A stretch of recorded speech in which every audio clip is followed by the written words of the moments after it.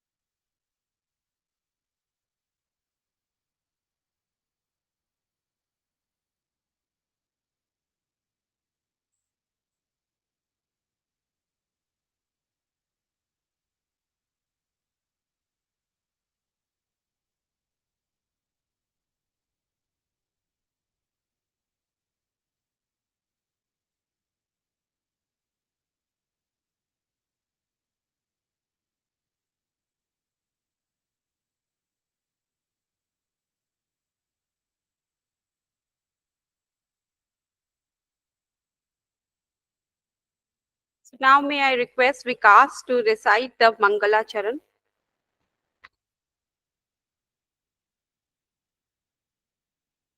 ॐ महिम्नः पारं ते परमविदुषो यद्य सदृशी स्तुतिः ब्रह्मादीनामपि तदवसन्नास्त्वयि गिरः अथावाच्यः सर्वः स्वमतिपरिणामावधिगृह्णन् ममापि स्त्रोते हरनिरपवादः परिकरः अतीतः पन्थानं तव च महिमा वाङ्गमनसयो रतदव्यावृत्त्यायं चकितमविदत्ते श्रुतिरपि स कस्य स्तोतव्यः कतिविधिगुणः कस्य विषयः पदे त्वरवावचीने पतितमनः कस्य न वचः असितगिरिसमं स्यात् कज्जलं सिन्धुपात्रे सुरतरुवरशाखालेखनी पत्रमुरवी लिखति यदि गृहीत्वा Sharda सर्वकालं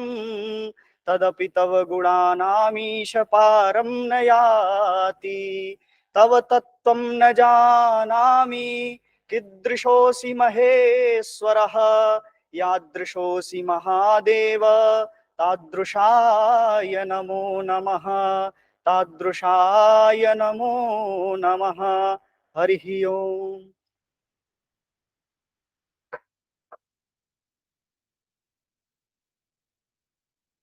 Thank you, Vikas, for the beautiful recitation of Mangala Charan. May I request the student from the music department, Sneha and Kajol, to recite the university anthem.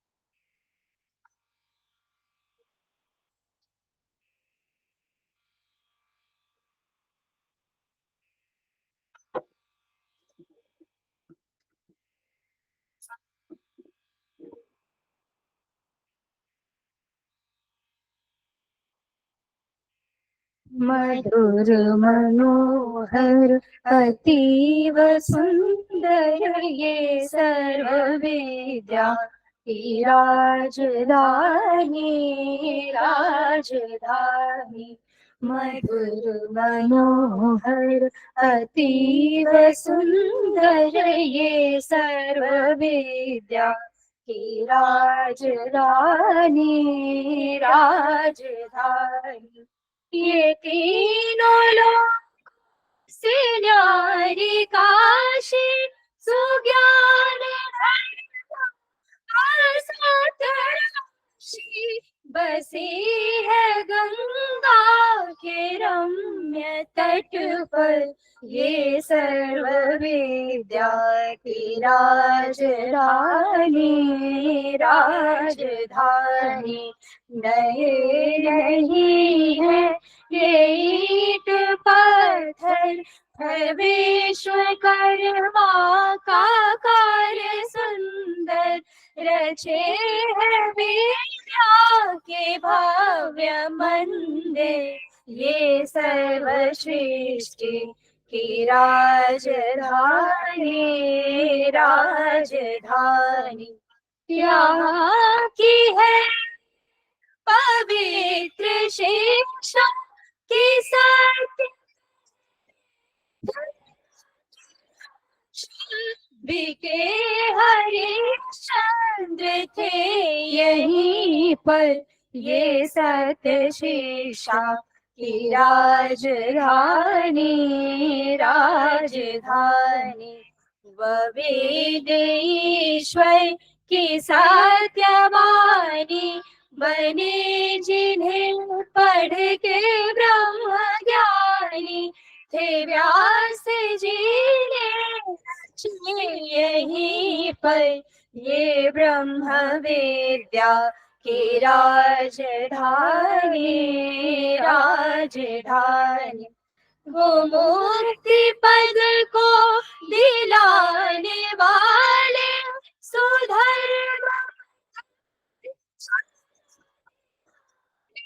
यही फले फूले बुद्ध शंकर ये राज ऋषियों की राजधानी राजधानी। सुरम्य धाराएं वरुणा से नहाए जिनमें कबीर तुलसी भला हो कविता का क्यों ना कर ये वाद विद्या की राजधानी राजधानी। विविध कला अर्थ शास्त्र गायन गणित खनिज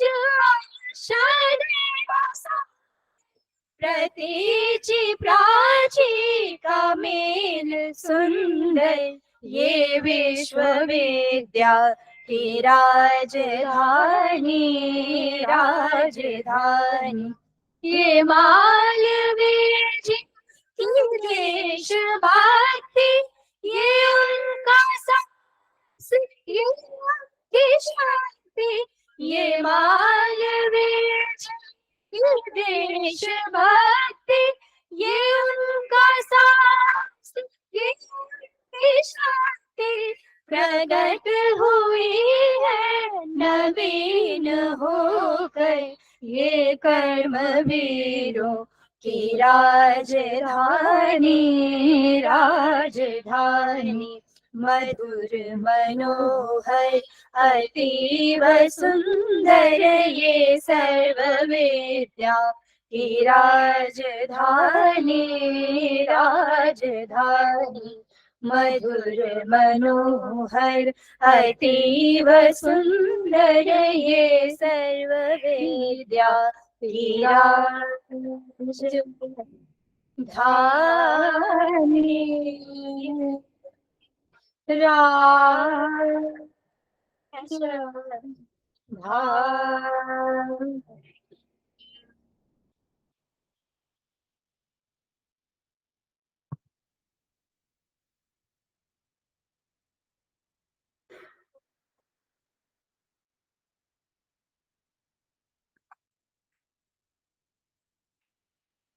Thank you, Vandana and Kajol. And now it's time to facilitate our chief guest. And So may I request our head of the department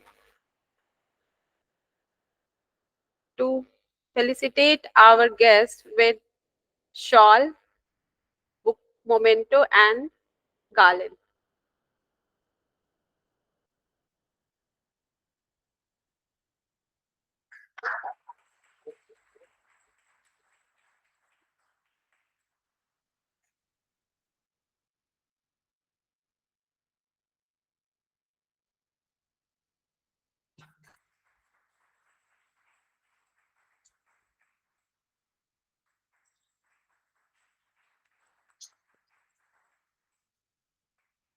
So now may I request our head of the department to deliver a formal welcome address.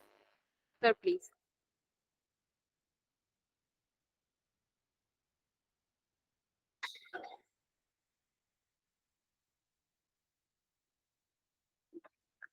Hari Om.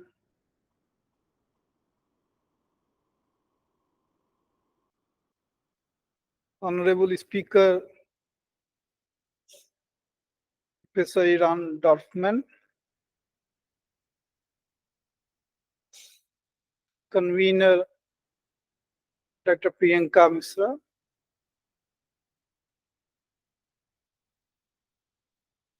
colleagues, students, and friends. I welcome you all in this Chookolingo lecture series of the Department of Religion, Banaras Hindu University. Friends, this is really a great privilege for us that Professor Eran Dorfman, who is a devoted scholar of continental philosophy, phenomenology, existentialism,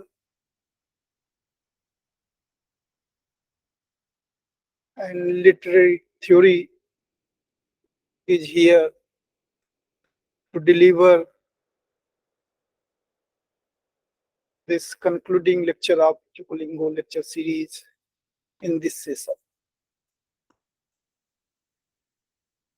Professor Ram is presently Professor of Philosophy and Literature at Tel Aviv University. We are really fortunate that he is today going to deliver his lecture on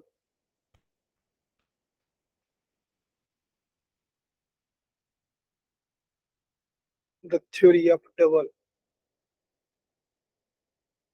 I hope all of you would enjoy his lecture. I welcome you, sir, in this department. I also extend our warm welcome to Alok Tandonji,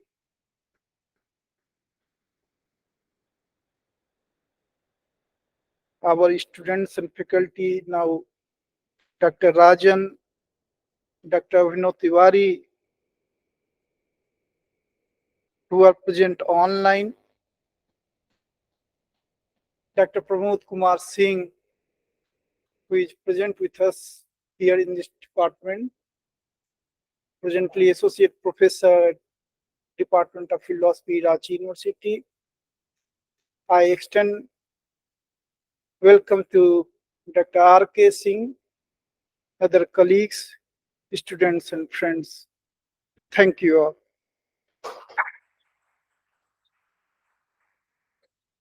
Thank you so much, sir, for your warm welcome. And now it's time to introduce our speaker. So Professor Aram he is an associate professor at the Department of Literature, Tel Aviv University, and a former director of the program at the College International de Philosophe, Paris. He specializes in 20th century French theory and literature, continental philosophy, phenomenology, and psychoanalysis, and is the author of Double Trouble, The Doppelganger from Romanticism to Postmodernism, and it was published from Routledge.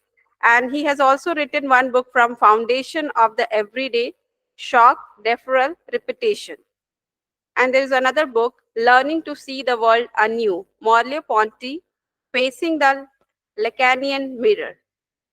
So I think with these words, I would invite our speaker to come over the podium and deliver his lecture. Please, sir.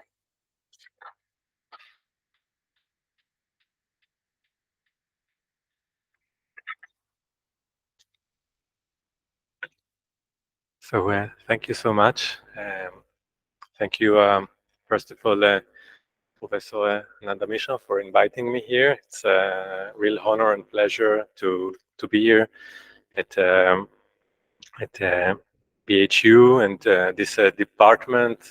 I read a little bit of this department and its history, and it's very impressive, the history of the university and history of the department, and so many traditions in one place. It's very rare today in the world. I think only in India you can have under the same roof so many subjects and be in peace with each other and not fighting. So thank you very much for this occasion, and thank you very much, Dr. Mishra, for your introduction. I would like to speak about the double today, about the double, the doppelganger. This lecture is based on my book about the double, and also a paper that I published on it. But I will try to make it maybe more into a discussion with you, because it's the first time that I'm giving that I'm in India, and the first time also that I'm presenting my work in India. And I think that it's an opportunity also for me to speak with you, but also to receive feedbacks and your comments about this work, especially because the double, the doppelganger, is a cultural phenomenon. So it's something that is with us, with humanity from the start. Many mythologies speak about the figure of the double. I know, for instance, like in Jewish mythology, there are many, like in the Bible, in the Old Testament, many from the start, like Cain and Abel, the sons of Eve and Adam. They were born like two brothers, and they started to fight each other, and one killed the other. But in many other cultures, like we can think about Gilgamesh and Enkidu. We can think about Romulus and Romulus, and Greek mythologies also. They are like twin brothers. Sometimes they are like rivals. Two persons, especially male figures. Maybe I will speak about it later, because the structure of the female double is a bit different, we see in literature at least. So it's something that is a part of the human mythology.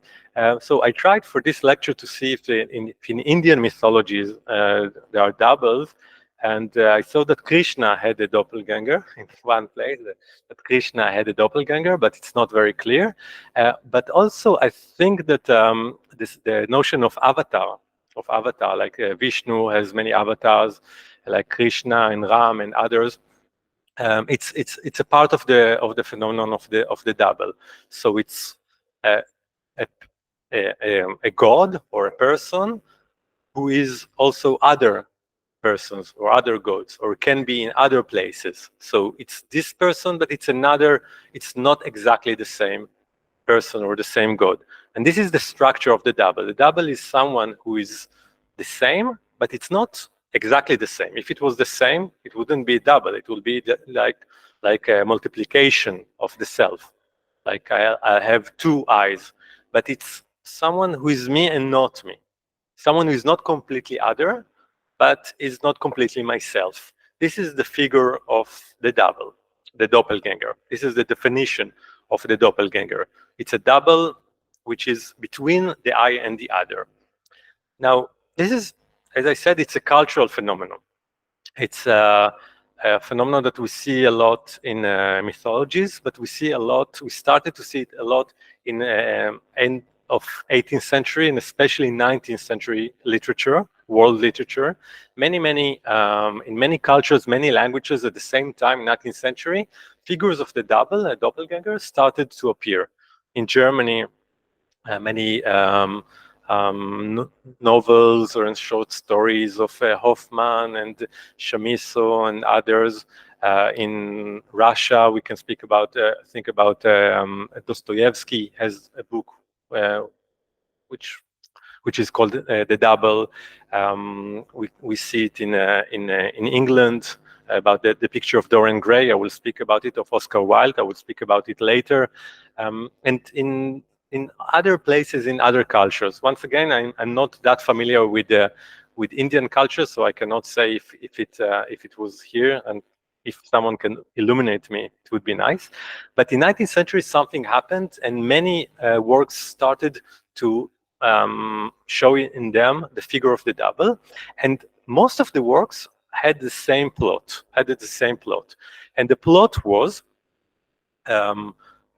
it was about a protagonist, especially a male protagonist, who was unhappy for a certain reason and lacked money or love or was afraid of something. And all of a sudden came the double of this person and suggested a better version of the protagonist.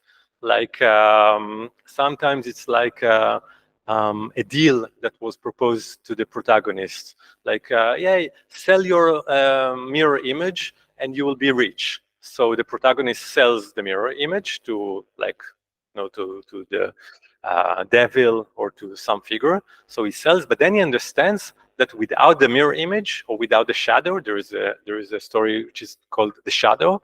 Without the shadow, without the mirror image, he becomes very upset, and the shadow or the mirror image starts to take take over the role of the protagonist. So we think, oh, the mirror, the shadow, it's not important, but we are selling it or we don't want it, but then it starts to take over.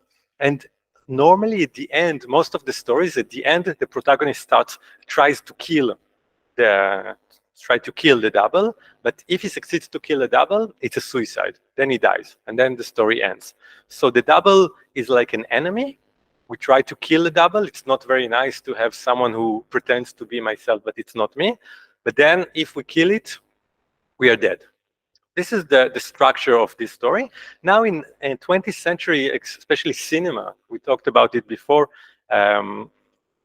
with Professor Misha. There are many films today that figure double. We can think about Fight Club, for instance. It was also a novel and then a film, and many contemporary Birdman. Many contemporary films show like someone who is taking over myself, and it becomes the enemy. There's a film which is called The Enemy also, which figures a double. The double is a dangerous figure. It's a dangerous figure. So in my project, my research project, in my talk, I will try to explain this fear, this why is it so frightening to have a double, but also the potential. Why is it good to have a double? And the question is how to make a double from a foe to a friend, from an enemy to someone who can really save our lives or be a part of our lives. And I think that the double is most of the time, most of the research of the double was carried on in sometimes film studies, because it's a film cinematographic figure, sometimes literary studies, cultural studies, but very rarely, very rarely, and the double was studied under the angle of philosophical framework. So what is the philosophy of the double? This is my question. So not only the psychology, but also the philosophy. Now, I will use lots of psychology. I will use psychoanalysis, because psychoanalysis, Freudian psychoanalysis, it was the first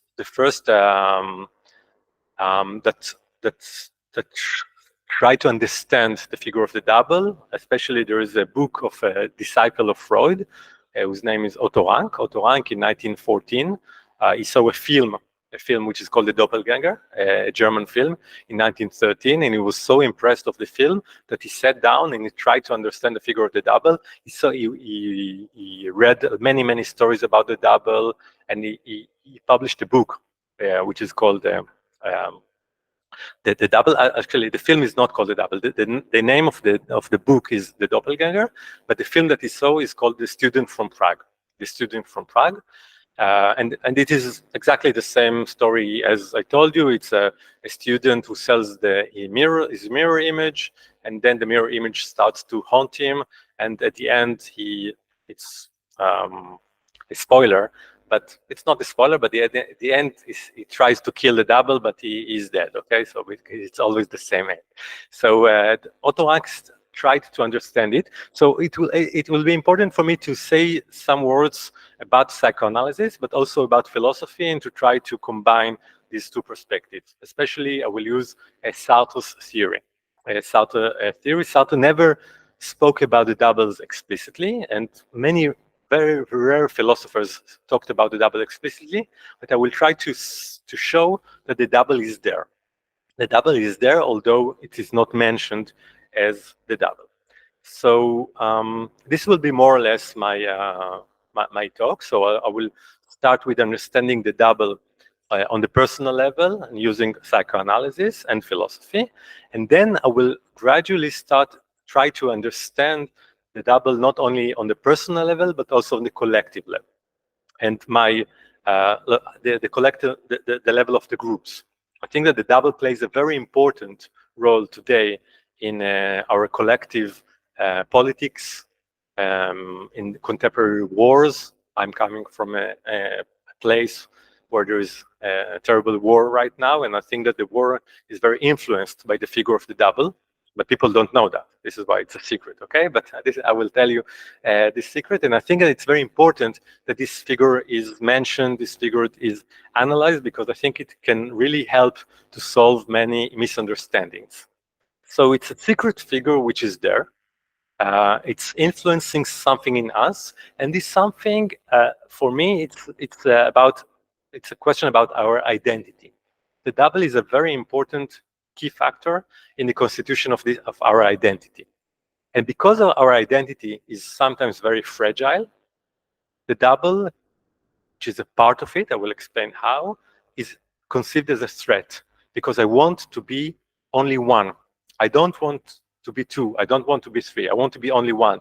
And if someone is coming to me and says, no, you're not one, what do? I want to kill this person, or I want to negate this person, or I want to fight this person. So lots of violences start with this revelation that maybe I am not one. Maybe I don't have a stable identity. So where do I start? So maybe an example of that, a philosophical example of that, can be Hegel's dialectics about the Lord and the bondsman. Very famous dialectics of Hegel from the beginning of 19th century. So we see that it's a philosophical figure, Hegel, in Germany. Philosophical figure, not a literary figure, but accidentally, but it is not accidentally, Hegel starts to speak about identity and about the dialectics of identity between I and the other, exactly the same time that many stories in Germany appears about the double. So something about the constitution of myself, which in relation to the other is related to the figure of the double. So I will not repeat all the dialectics because it's very famous, but it's also very complicated. But in general, Hegel depicts the struggle between two consciousnesses. So in his philology of spirit, in the second chapter, the consciousness wakes up to the world, comes up to the world, and what the consciousness finds out when it comes to the world, it finds out that it is not alone, that there is another consciousness. Because in the first chapter, consciousness was very happy. was one consciousness in the world. But what was the problem? The consciousness was in the world, but the consciousness didn't have self-consciousness. In order to understand oneself, in order to have a deeper understanding of what I am, I need not only to have world, but I need to have another consciousness in front of me. And what do two consciousnesses do when they meet each other? So you know the question, the answer. What do? They start to fight. Okay, that is Hegel's answer. What do? Consciousness is coming to the world, seeing another consciousness, and start to fight. And this is the famous battle for of life and death.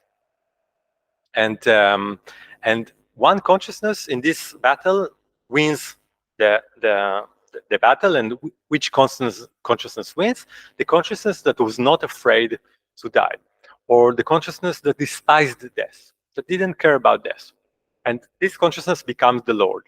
And the consciousness that was afraid to die, and this is why this consciousness didn't fight that good, maybe because it became scared, tried to maybe hide or to run away. This consciousness becomes the bondsman or the slave. Sometimes it is called the master and the slave, or lord and bondsman. So two consciousnesses are created by this meeting. One which is the Lord and one which is the bondsman, or master and slave.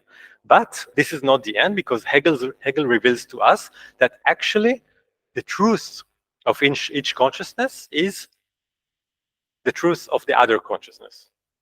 And once again, it's very famous, but maybe not all of you is familiar with this tradition, with the continental tradition and with Hegel.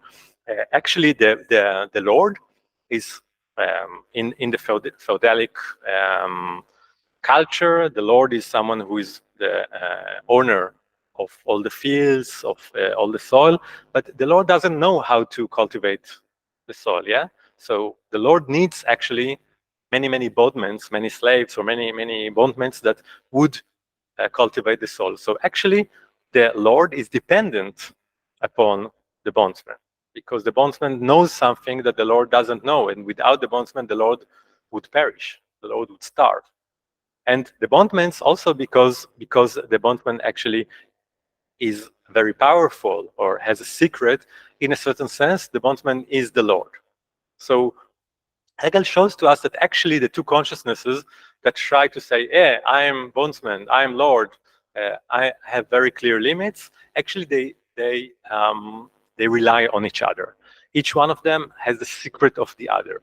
So my claim that actually this is one of the first manifestations in philosophy of the figure of the double, that actually there is a secret identity of the two consciousnesses, and the two consciousnesses rely on each other, depend on each other. So we see in 19th century philosophy that in order to have a solid identity, in order to say to myself, who am I need another. But not only I need another as a guarantee or as a holder of my truth. My truth is actually not in myself, but in the other. And I claim that actually there is some doubleness there in this relationship. Okay, so we'll have time for discussion later, but if there are like urgent questions, because really I don't know you, I don't know from which traditions you're coming, some things that are very clear to me maybe are not clear to you, and vice versa. So after the lecture, you prefer after the lecture. Okay, so note it down, and I will try to linger, because I'm summarizing a lot of things just to give you an intuition of the research, intuition about my ideas, and we can discuss it later. So that was the first example in Hegel to see that that when two persons are coming in relations to each other, each one of them is, in a certain sense, also can become a double of each other. Now, as I mentioned before, the discipline that studied mostly and explicitly the figure of the double was not philosophy, but psychoanalysis, Freudian psychoanalysis. Freud speaks a little bit about the double, especially in a paper which is called the Uncanny, Unheimlich, the Uncanny. But the person who wrote an entire book, as I mentioned, about the double is Otto Rank, is a disciple, Otto Rank, in 1914, like 110 years ago exactly, a book which is called The Doppelganger. And for him, for Otto Rank, the secret of the double, what the double is coming to do or to serve, is to protect the individual from both love and death. So the two great forces that are a threat for the human being, according to Otto Rank, but maybe according to psychoanalysis, is love and death. And why love and death? Death, we understand why death is a threat. But why love? Because if we truly love another person, we lose ourselves. We lose ourselves. I mean, not just like other person. If we truly love another person, according to psychoanalysis, it's a big threat to the unconscious, to something in our mind that resists love. Why is it so difficult to love? Because if I truly love, if I fall in love, why do we say fall in love? Why fall? Because I lose something. I lost my mind. Yeah, when I fall in love, I lose something about myself, and this is a very big threat. And we know that people who protect themselves, they have more difficulty to love. Am I right or am I right? Yeah. So it's a threat to the unconscious, and from a very young age, according to Rank, there are mechanisms of defense against these two threats, love and death. And Otto Rank, in a very sophisticated book, is saying that actually the figure of the double, the mythological figure of the double, or the literary, or then the cinematographic figure of the double, is a figure that is coming to solve the problem. To solve the problem. To solve the problem. Why is it a problem? Why not just not love and maybe not die? Because it's impossible. We need to love in order to survive. Freud says it, but everybody knows we need to love in order to survive. But also we need to die. I mean, it's a necessity. And in order to make it maybe more concrete, we can speak about the figure of Narcissus. Narcissus, the mythological figure in Greek mythology. Narcissus, who gave the name of narcissism. Because narcissism, for Otto Rank, is really coming as an introduction to the double and a solution to love and death. So what happened to Narcissus? Narcissus, as we remember from Greek mythology, was a very beautiful, very handsome guy that had one problem. Everybody fell in love with him. Women, men, everybody fell in love with him, but Narcissus could not love anyone. Narcissus could not love everyone. So he went all around the world in order to seek for love, because he really wanted to love. Love is a human necessity. He wanted to love. And it's also famous that there was a beautiful girl whose name was Echo, or Echo in Greek, that fell in love with him. But Echo had a problem, like Echo, that she couldn't really speak. She could just echo she could just repeat what people say. Okay, so she followed him, and and he heard something and said, "Who is there?" And she said, "There. You. Who are you? You." And she just repeated that. Okay, echo. And then she said, "Come here." He said he was really like thrilled. Who is this person? Maybe he can fall in love with that. And then she came, and then he saw her and he said, "No way. Okay, no, I don't want you." And Iko is very famous. She threw herself through in the mountains, and she committed suicide. And it was like in a cave. And from there on, in caves, when you go into a cave, what you hear is the Iko, because Iko is there. Okay, this is Greek mythology. Always there is something nice at the end. Even if you die, you remain somewhere. Okay, so Narcissus met Eco, but it was not enough. So what did he do? He continued, and then he came to a lake. He looked at the lake, and what he saw in the lake, finally he saw a very beautiful person, and he immediately fell in love.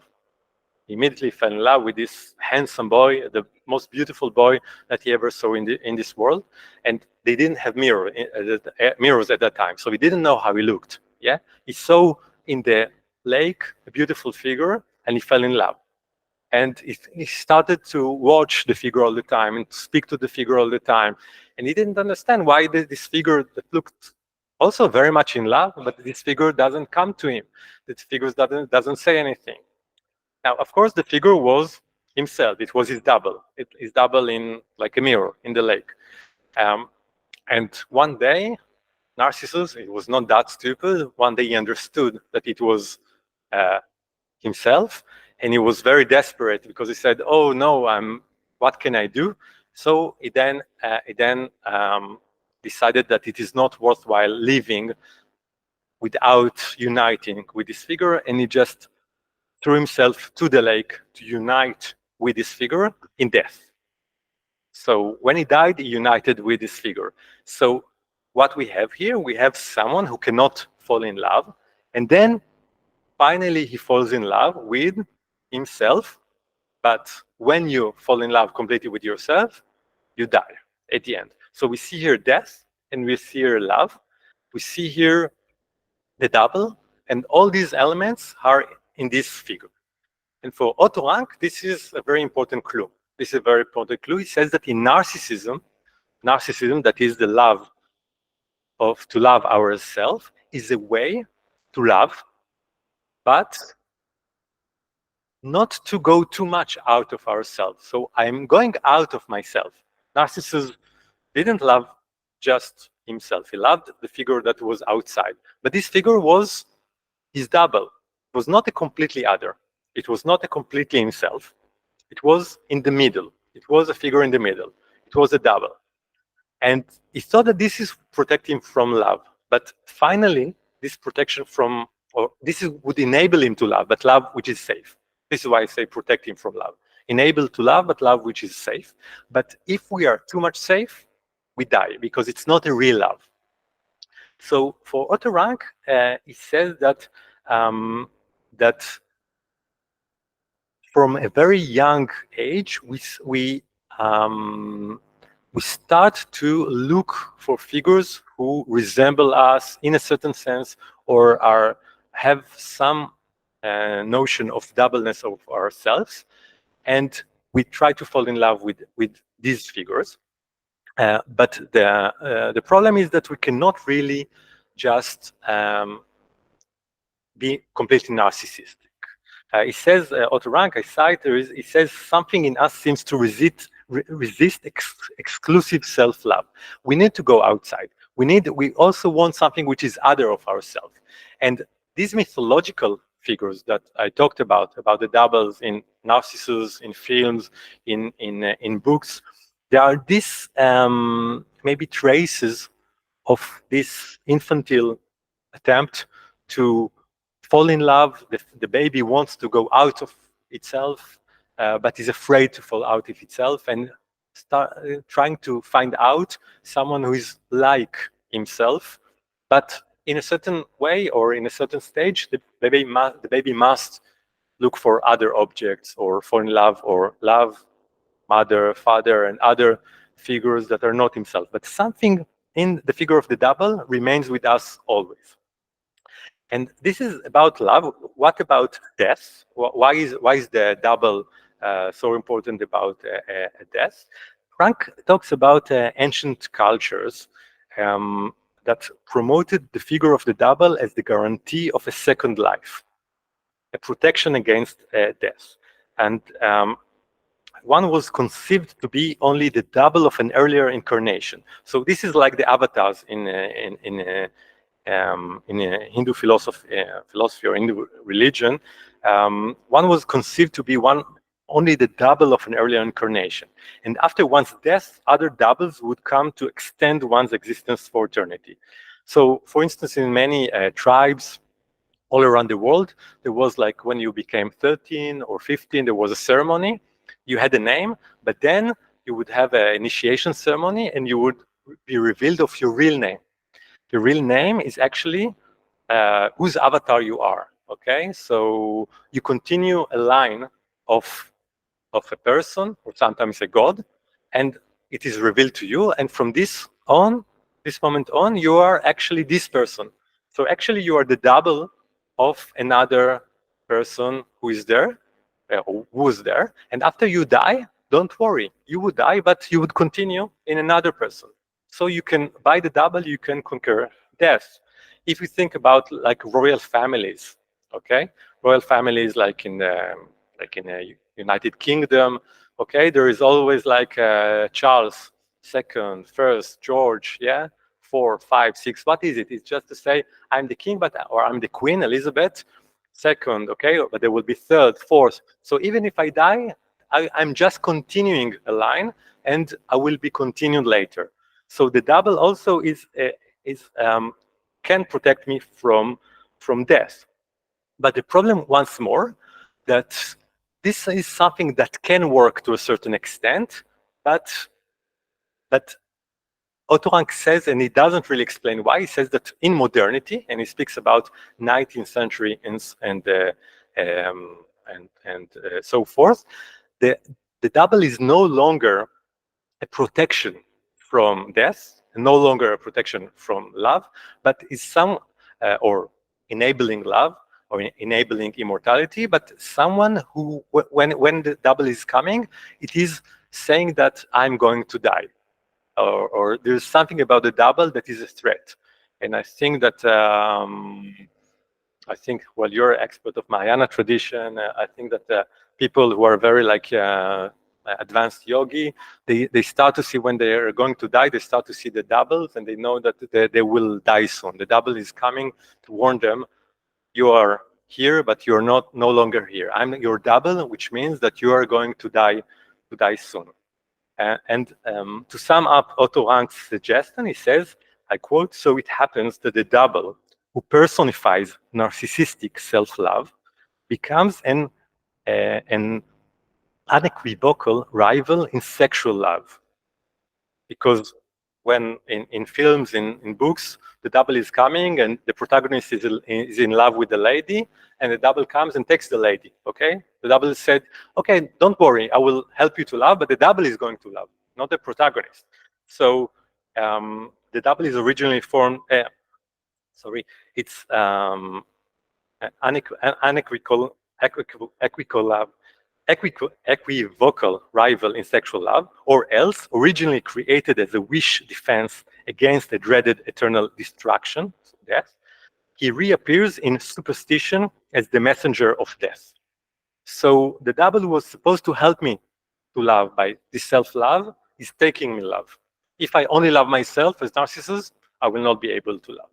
And the double was supposed to help me not to die, as at the end is a threat of death, like the end of Narcissus. I will die. So the double, there's something about the double, especially in modernity, and Otto Rank doesn't really explain why, and we'll talk about it soon. Something about modernity that doesn't allow the double to help us or to protect us anymore, like in the ancient mythologies or in the rites that I told you about. The double is coming to protect me or to save me or to teach me how to love. No, something about the double that becomes for modern culture a threat. I want to take another step forward and talk about another psychoanalyst whose name is Jacques Lacan. Or Jacques Lacan, we can say in English, but the French say Lacan. And in 1949, Jacques Lacan was a Freudian psychoanalyst in Paris. He died in 1980, and in 1949 he published a celebrated paper, which is quite short but very dense, which is called The Mirror Stage.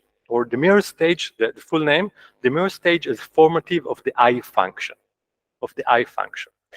And in this paper, this short paper, it talks about the mirror stage. It's a stage in the development of a baby, according to Lacan. He says that between 6 months and 18 months, the baby all of a sudden sees himself in the mirror. So before that, he saw himself in the mirror. But the baby before 6 to 18 months didn't understand that it was him or herself. So like we see like dogs or cats, when they look at the mirror, they look a little bit, but it's not clear. They understand it themselves. They don't understand it themselves. It's not very important to them. They get bored and they go away. And the babies, very, very young babies, it's like that, okay? If some of you have babies, maybe you notice. But at a certain point, between 6 and 18 months, there is a special moment when the baby looks at the mirror and all of a sudden the baby recognizes that it is him or herself. And this is, Lacan says, it's a moment of real joy. The baby is very, very happy. The baby is laughing. The baby is fascinated by the mirror.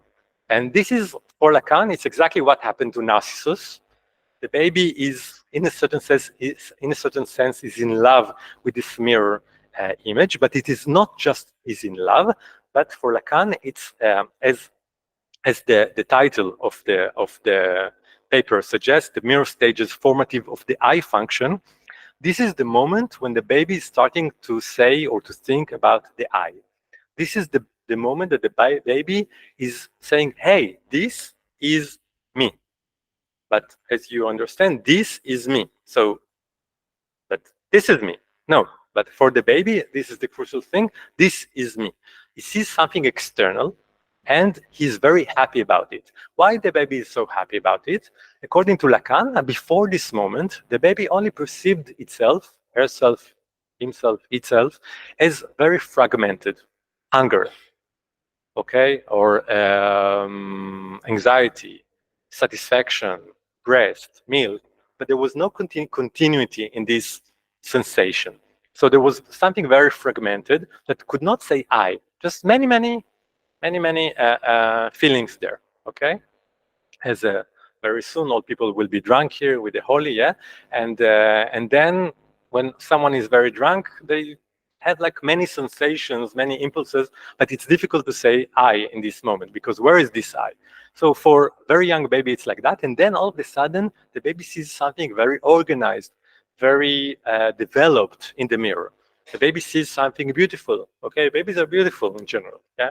Sees something very beautiful, and he understands that this is not only anxiety and hunger and many fragmented sensations, but there is something whole, something holistic, something which looks independent, which looks nice, which is sometimes well dressed or just very beautifully naked, yes, but there is something which with a very clear envelope, very clear boundaries between outside and inside. Because before that, the baby didn't have a very clear boundaries. Hunger, where do I start and where does the hunger start? Okay, I'm hungry, or I want something, I'm thirsty, I need a cuddle, okay, I have anxiety of something, I have many needs. It's everywhere. But when the baby sees the image, it can clearly say, oh, this is where I am, this is what I am. I can say I. And it's not coincidence, according to Lacan, that at this moment also language starts, okay? Language starts, and the ability to say I, it's a moment of a very deep identification, according to Lacan. So a very deep identification with the figure that he sees in the mirror. And this figure is the I, but it is a real I and a false I at the same time. Lacan calls it an imaginary I. Imaginary I. And this imaginary I is actually, Lacan says it, he doesn't say a lot, but this imaginary I, it's actually not myself, but my double. Okay, it's like Narcissus. It's my double, but from now on, from this primordial identification, I have a double in the world. And this double is very beautiful. This double is very whole. This double is independent. This double knows what he's doing. But myself, I'm not that whole. I'm very chaotic. I'm fragmented. So there is a split between this outside image that we show to the world, which is the imaginary I with whom we identified, the mirror image, and ourself, our true sense of ourselves, which we hide most of the time, which we hide most of the time, which is very fragmented, very chaotic, not very pleasant, not very satisfactory, has lots and lots of needs that are not satisfied. We don't know what to do with it. So we give the double the permission to be there instead of ourselves, because it's better, it's more elegant, more beautiful, more organized. But what happens to us? There is now a difference. There is a rift within the self, between myself and my mirror image. And this explains for Lacan not only the figure of the double, as Otto Rank said, but also the aggression or the aggressivity that we show when people threat this figure, when people criticize us, when we feel that we are not that beautiful, we start to be aggressive, because for Lacan, this aggression is against this threat of revealing our true nature, which is to be much more chaotic, much more fragmented, much less unified I. So the unified I is the mirror image. There is no unified I. The unified I is an attempt to be unified, but whenever it is threatened, we try to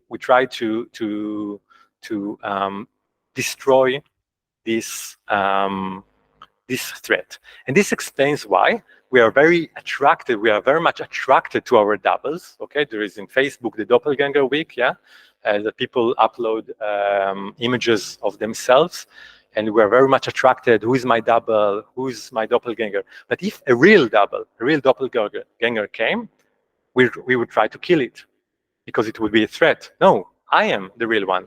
You remind me that maybe I'm not a real one. Maybe I'm not one. And I don't want this reminder.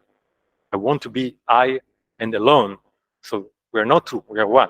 So every time there is a threat here, we try to eliminate it. So it is interesting to combine together Otto Rank and Lacan, and to see how this mythological figure of the double actually has a root, not only like in mythologies, but also in the very structure of how each one of us is constituting the I, the identity. So for Lacan, it's a very radical. He doesn't speak about the double explicitly a lot. I am trying to analyze it as the figure of the double, but the double is all around our constitution of identity, of private personal identity. And this also explains, we can say, why in modernity there is so much fear of the double more than before. Because in modernity, what did the 19th century bring to us, especially in the West? In India, maybe it's more complicated, but in the West, 19th century, 18th century, and especially 19th century, 18th century brought the Enlightenment, and 19th century more and more industrialization, urbanization, and individualization. We became much more anxious to be individual. Okay, people were less and less like in very group structures, and more came to cities, had like very smaller families, nucleus families, and the individual became very much more important. But when the individual is becoming much more important, then the threat to the individual is becoming much more important. If it's so important for me to be to be one, as the 19th century brought to humanity, so the threat, as we see with the double or with the mirror stage, is much more important. So this explains two things. This explains, first of all, why so many books, films, etc., started to appear, books in 19th century and films in 20th century, about the double as a threat. And second, I think it's also explained why so many theories started to talk about the doubles, about narcissism, much more than before. Because the questions of who am I really one or two, is a modern question. So it's much more, we can see it in many ancient, okay, we can see it in Greek philosophy, we can see it also in Hindu philosophy or Buddhism, but But this accent about the individual, about being oneself and private oneself, is much more modern. And when we try to investigate, when we want so much to be I and we investigate it, we very soon find that I'm not isolated. I'm really dependent on others.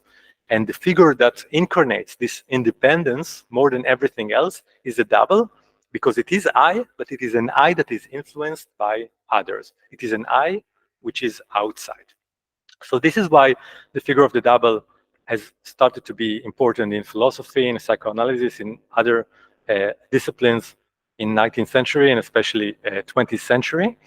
And the figure of the double, to sum up this part, stands at the heart of the ambivalence with which I treat both myself and others. Ambivalence because I need the others, but I'm afraid of the others. Lacan's theory goes further than ranks, showing that the double is not an esoteric phenomenon, as in Romantic or Gothic literature, because Romantic Gothic literature of 19th century was what Rank analyzed, but it is more than that. It is a necessary element in the structure of subjectivity or modern subjectivity. It is a mixture of recognition of myself in the mirror, but also misrecognition, because it is not really myself in the mirror with which I identify.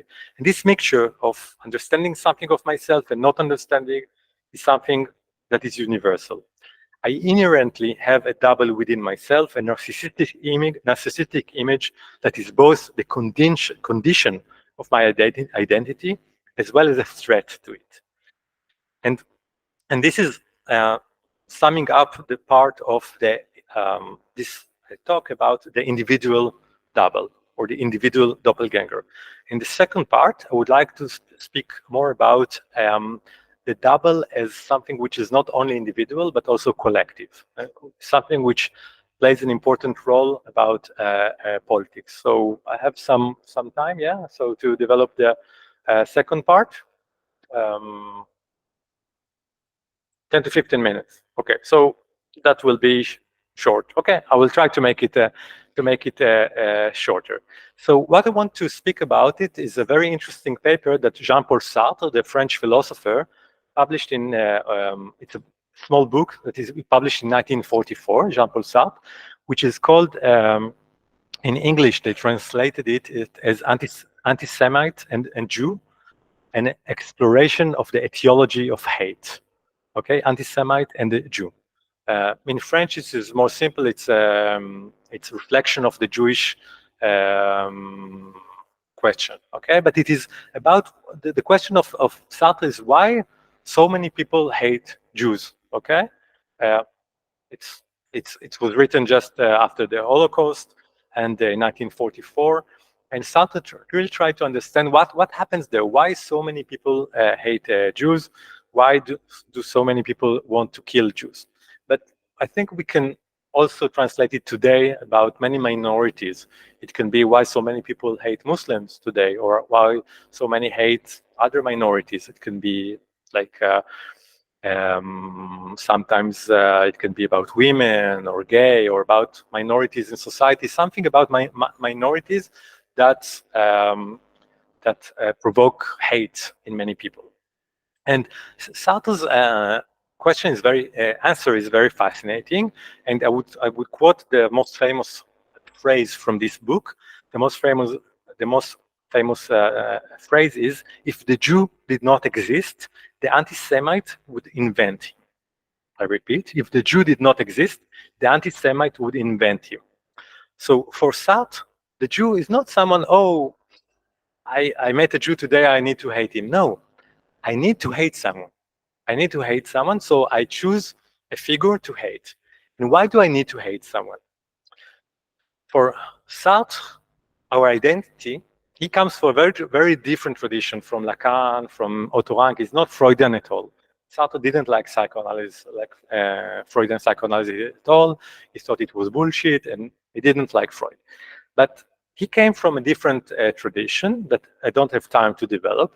But for Sartre, our identity is based on nothingness. His very famous book is and I think that you're teaching a course about it, is being a nothingness, that we start from nothingness. The consciousness is all about nothingness, okay? It's, for me, it is very, very related to both Hinduism and Buddhism, okay? That we start from nothingness, and then we try to build identities upon this nothingness. And for many people, especially weak people, it is unbearable to accept this nothingness. These people want a very solid identity. They want to say, I am this or that. I'm not nothingness. I'm someone. But we can think here already about the mirror stage. What is the mirror stage in Lacan? I'm not chaotic. I'm something. So I identify with a nice positive mirror image of myself. What I think, what my suggestion is, Sartre is telling us something very similar but different. He says, I'm very chaotic. What do? I identify with a mirror image, but a mirror image which is opposite of myself. Okay, so I'm beautiful. I will find someone ugly, and I will say he's ugly.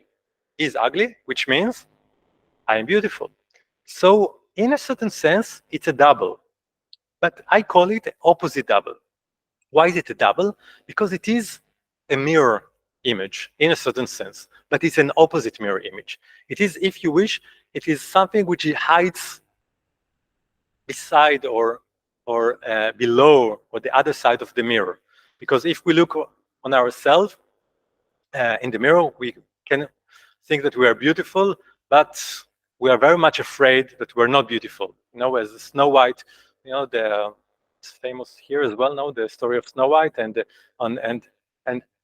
stepmother. Always there is a stepmother, and all day she came to the mirror, mirror on the wall. Who is the fairest of all? Yeah.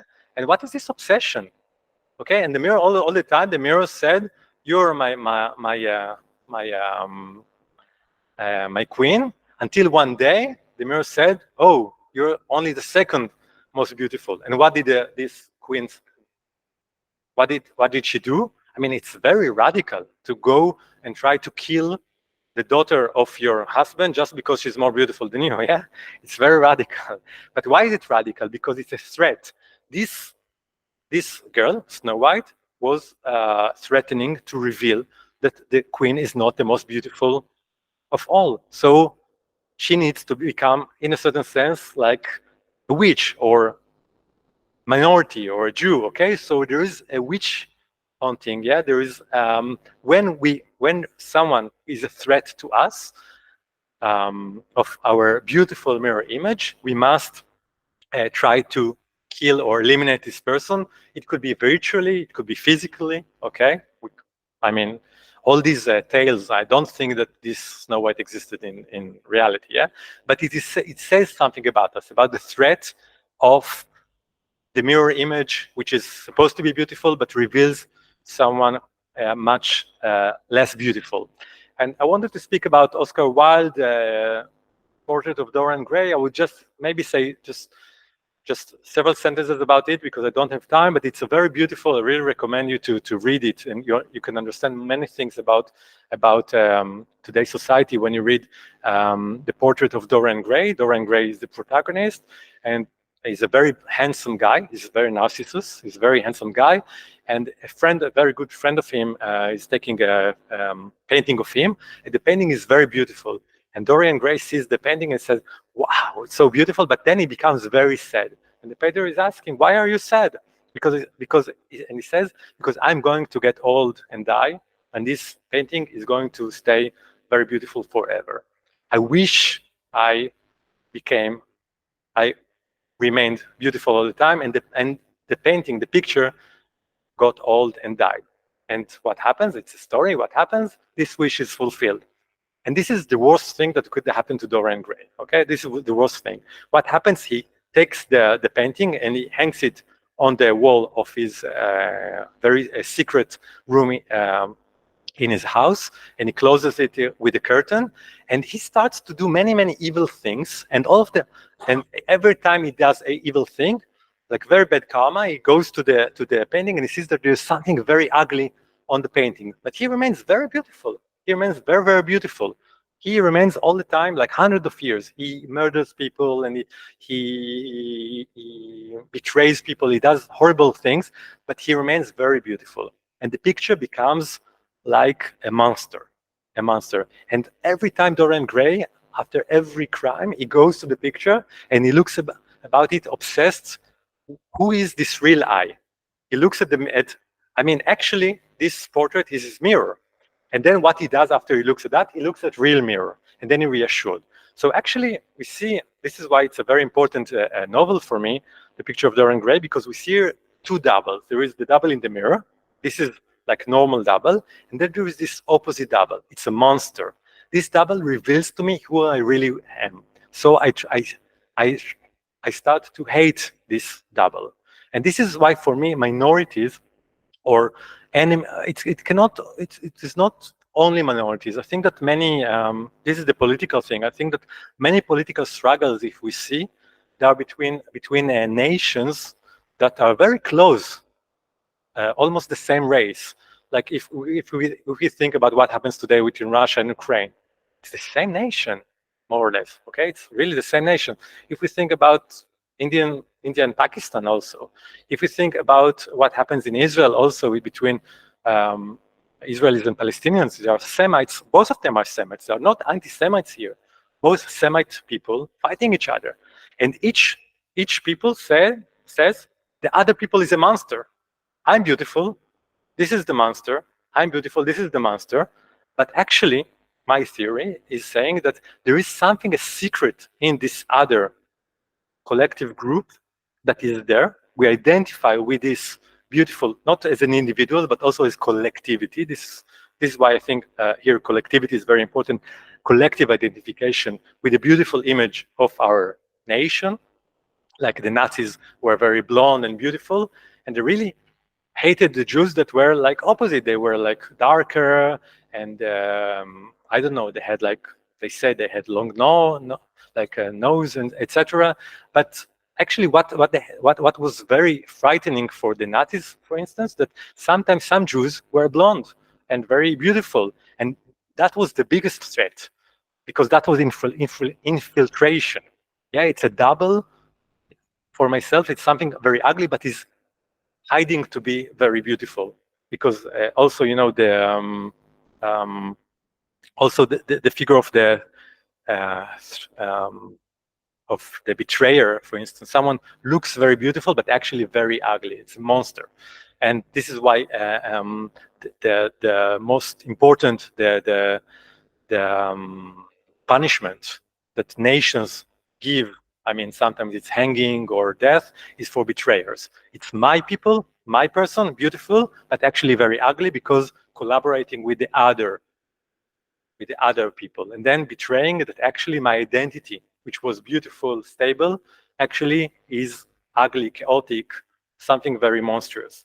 So I think to sum up, I will start to sum up, what Sartre is trying to show us, and I use Sartre, he doesn't speak about doubles, but I think it's everywhere there, that nations needed to find their opposite doubles in order to have a very stable identity.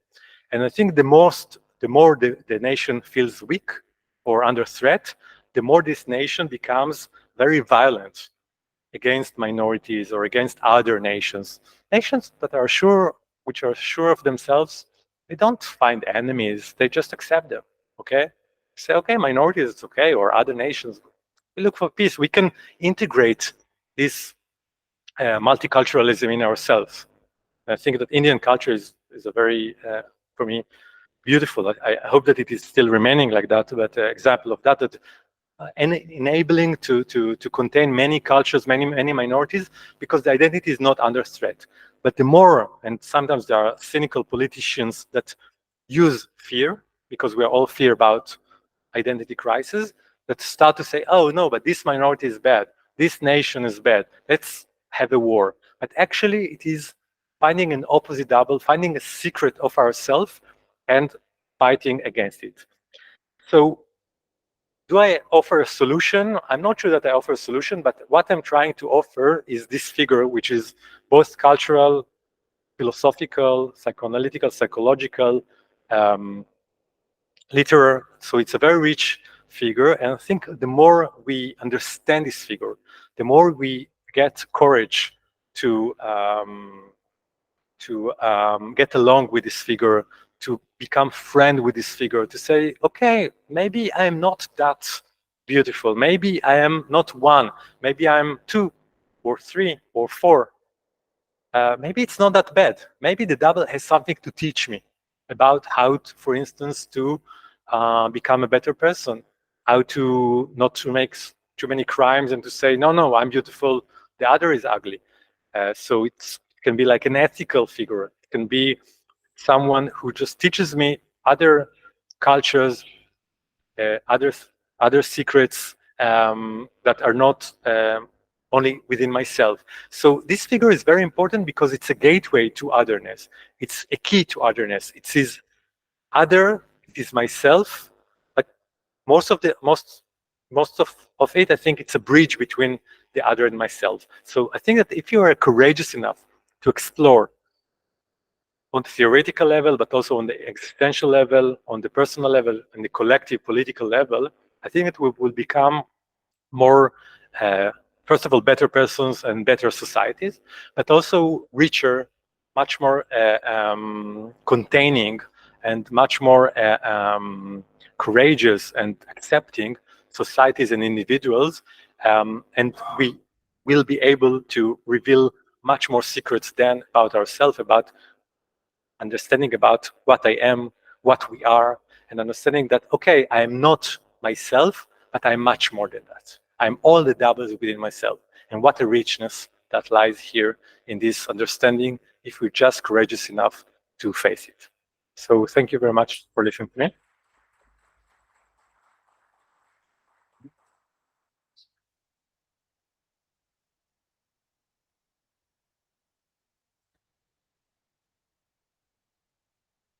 Thank you so much, Professor, for your thought-provoking and very engaging lecture.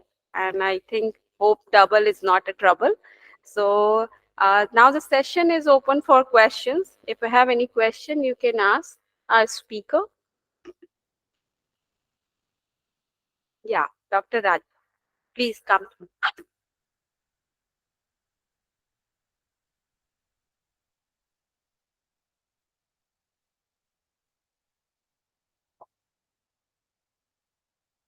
Firstly, thank you so much, sir, for your good thought.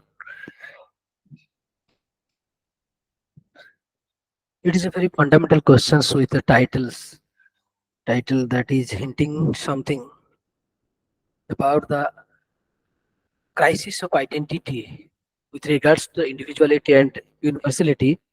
You chosen the rule of double. What is the basic reason behind it? This is first one. And why did you choose the rule of double? Yes. And in the matter of explanations, I found certain queries like when a monkey play with mirror, when a monkey play with mirror in front of the mirror, whether monkey denies itself or strains for the double or strains for the many. Why it is so? The case double is relative in terms. In case of the no relationships, and in case of gender, in case of nationalism, etc. What is the philosophical problem here? Again, the same way I want to put it, that perhaps there is some crisis of individual identity or the regression of universality. Then the last question is something I think here. The notion of doubleness you intended and explained is very much anthropocentric in nature. Very much anthropocentric. It is confined to the human species, not beyond that. Uh, is, uh, and another somewhere you try to make a circular relation between this is me. When you given the example of a baby is in front of the mirror, this is me, like this. It means I worries about it that the identity can be calculated through two different ways, like derivative as well as interactive. When I am deriving that where I am, that means you are saying this is me. But this is very difficult to know, get the time and space to determine that this the moment. This is me means firstly I should be there. I can say this is me. On the absent of me, there is no question. So, which one is more preferable, whether derivative or interactive? Thank you.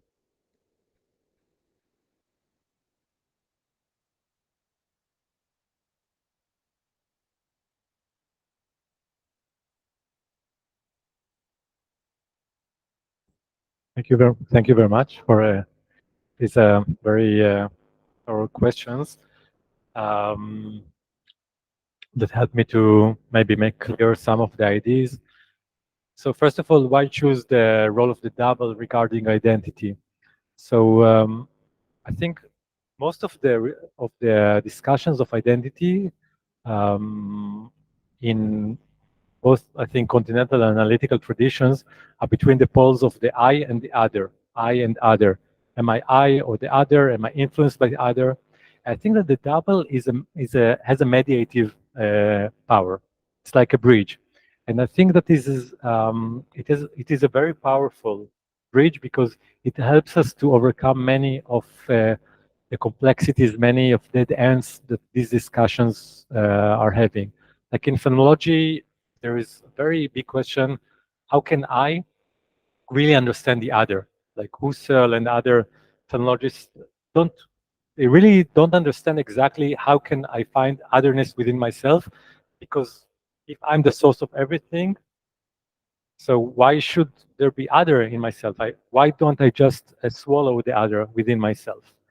And I think that really the double is a way to solve many of the difficulties, because the double is I in a certain sense, but it is an I which has the mark of otherness. It is like in the mirror, it is like how others see me, for instance. So it is I, but it is I which is designated by others, or which is influenced by others.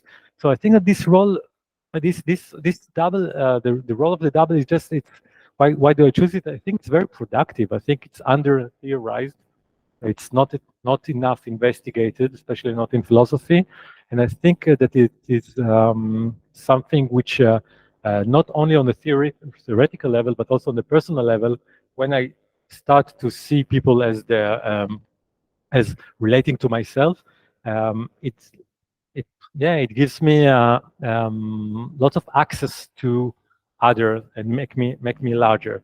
If once again I think about Mahayana tradition, for instance, about this practice of seeing all people as my mothers, okay, in recent lives, etc. What is it if it's not my mother? So extension of myself. So I'm not alone in this world. So I'm becoming nicer to people because this this person that annoyed me was my mother. So in a certain sense, people become much more double of each other if we think about it.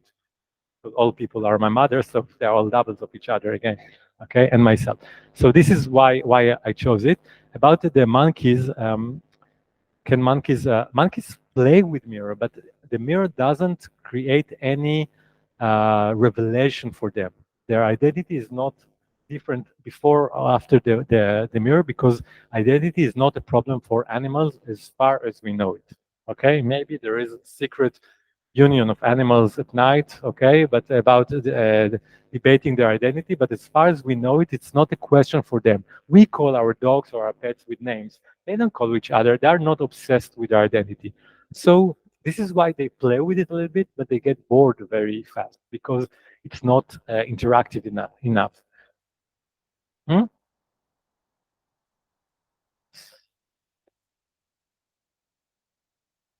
Yeah. Yeah. Yeah. Yeah. Yeah. Psychological or uh, it's just that it's a non-issue. I mean, for the human baby, but also for us. Okay, we can. There are some people, okay, that are can spend hours in front of the mirror. You would not see monkeys so much because it's not an existential. I would say it's not existential. Okay, that would be the word. Okay, maybe also psychological, but also it's not. There is no ontological question about who am I. Okay, it's not important as far as we know. Okay, and this is why it's related to your other questions. Yeah, it's an anthropocentric question because identity is important for humans. It's not important for Earth. Earth doesn't ask itself, "Who am I?" and the planets don't ask themselves, as far as we know, and animals don't ask. Human beings are very obsessed about their identity. Hmm?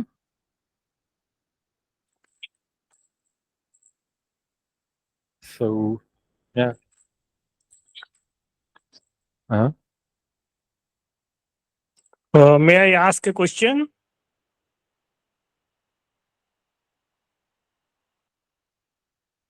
Hello?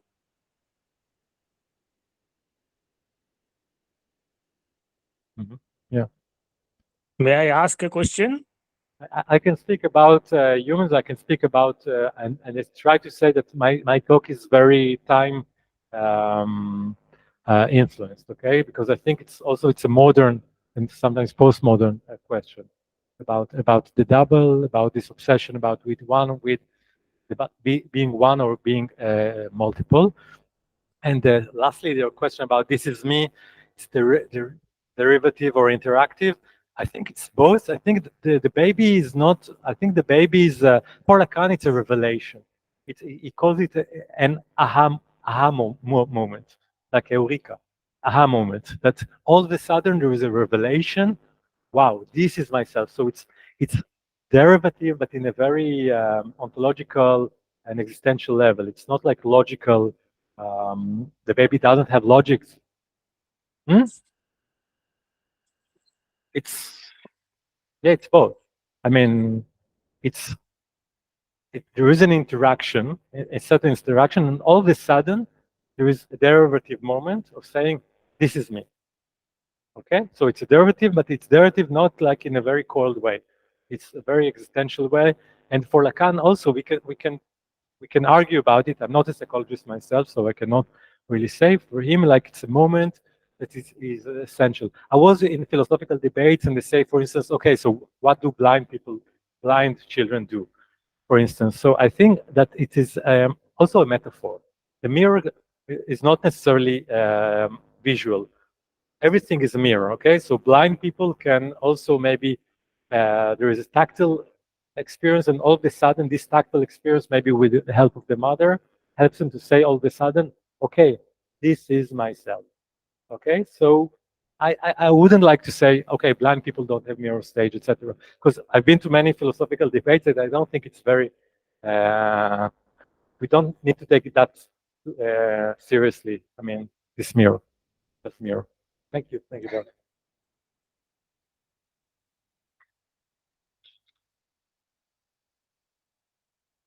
So, Abhinav, are you there?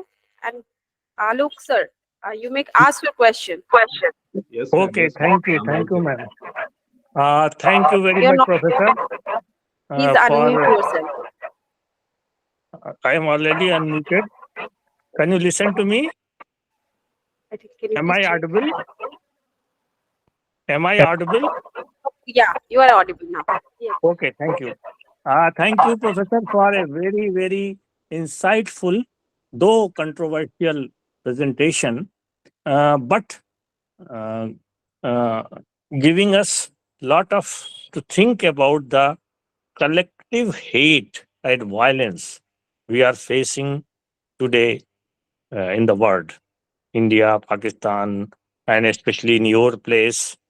And this is a very good intervention, I must say, from the psychoanalytic level. But when you bring in Sartre and try to synthesize his insights with that of Lacan, I feel a little uncomfortable. I think in Sartre there is no conception of the double, and he has got a conception of the other only. Now the question is how to how when he asks why do I hate, I think how to explain or you can say there is some lacuna, some gap in Sartre's analysis. Only then you can say that this insight of double and the opposite double can give us the full picture. So, do you find Sartre's analysis insufficient? This is the first question. And now the second question will be that this whole idea of a strong, stable master identity, is it because of the crisis of identity many people in developing countries face before modernity? So, to cope with that challenge, they go back to their old glorified version of their society and themselves. So, the whole idea to negate that and to see oneself into the other and other into oneself, this whole project is negated. And this is what we are seeing it today in India and the countries. Because since uh, we had a multicultural society, but to root multiculturalism in this setup is seems very difficult because we have already lost the battle of secularism in India. So the whole the whole project of yours is somewhat becomes very you can say uh, shaky in this atmosphere, in this political atmosphere in which there is a lot of emphasis on creating a cultural master identity which is on the basis of hating the other. So I think your intervention, how far will it lead to the solution of the problem of the collective consciousness? Do we need something else also? This is the question. Because for me, it does not seem sufficient enough to deal with what the threat we are facing today. Thank you.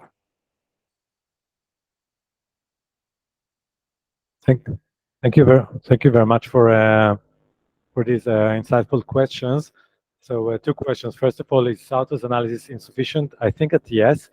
For Sartre, in being a nothingness, there is not at all double. It's I and other, and I and the other are complete opposites. It's the other is a threat to myself, and I try to make the other submissive to me, or I submit myself to the other. But it's a dialectic. It's very influenced also from Hegel through Kojève. But the problem here and the lacuna here that, for instance, in Sartre there is no theory of love. Love for Sartre is a lie. There is no true love because love is an invention. He doesn't have any explanation for it because for him the other must remain other. It's either I make the other myself or I make myself to other, and I don't manage to do it, but it must be a failure.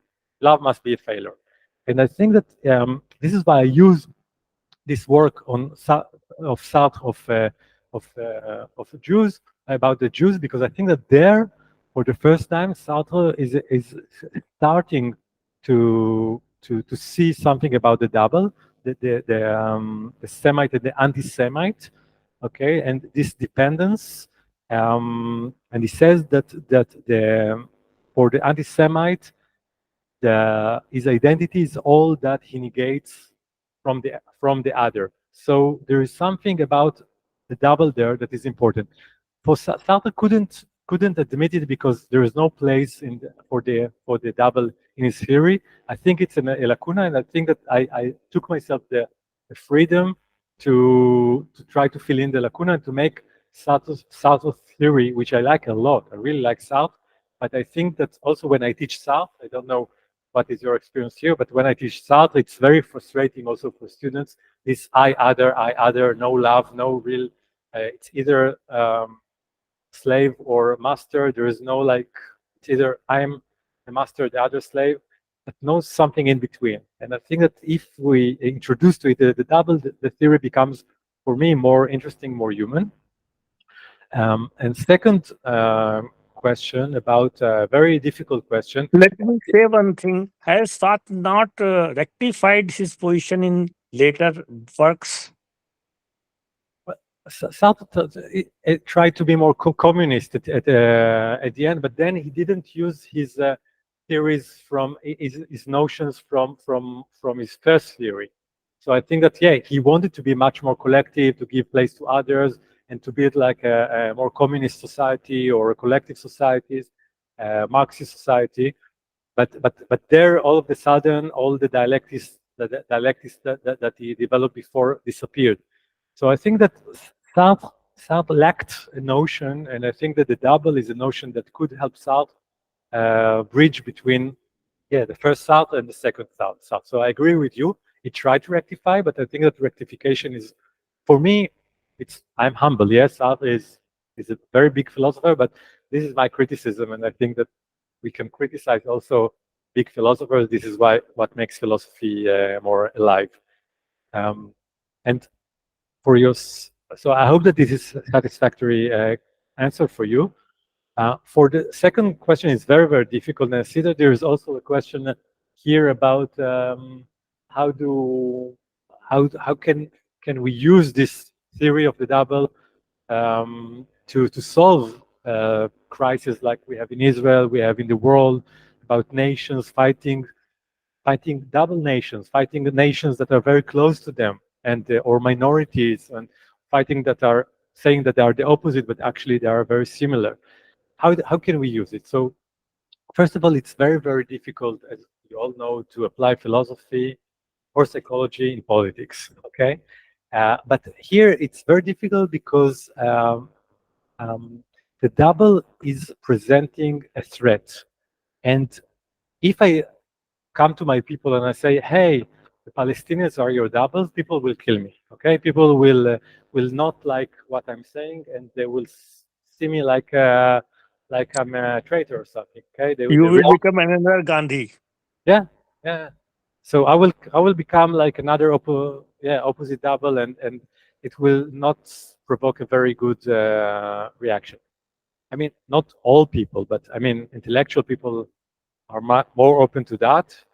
But I mean, the common people will not like this. Why? Because the double, there is something about the double which is unbearable, and this is why in all films and books people try to kill the doubles.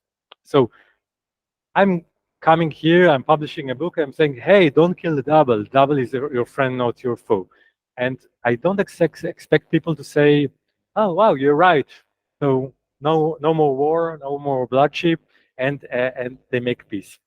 What I'm trying to do is more humble. I'm trying to develop some notions that I hope that more people will work on these notions, also in sociology, psychology, politics, about this notion, and will try to maybe explain better than me how to apply this notion. I think that philosophers are very good in forging, in inventing, in revealing notions, but there are other people who are better than us in applying them in real life. But I have some directions, and the directions would be, you talked about multiculturalism, which is provoking lots of, we see in America, lots of hate. People really don't like multiculturalism. They say, no, this is my culture. Don't bother me with other cultures. I think that the mistake is not to use not just multiculturalism, but really to see how these two cultures are related to each other in a very profound way, or the similarities between the cultures, also the differences. But I think that here, working more about this double aspect, seeing not only that we're all humans, I think we're all humans, it's not enough, but really stressing more and more about how I need this culture in order to survive. This is something that could be a solution to show our mutual dependency. But I think that it will always provoke hatred from some people.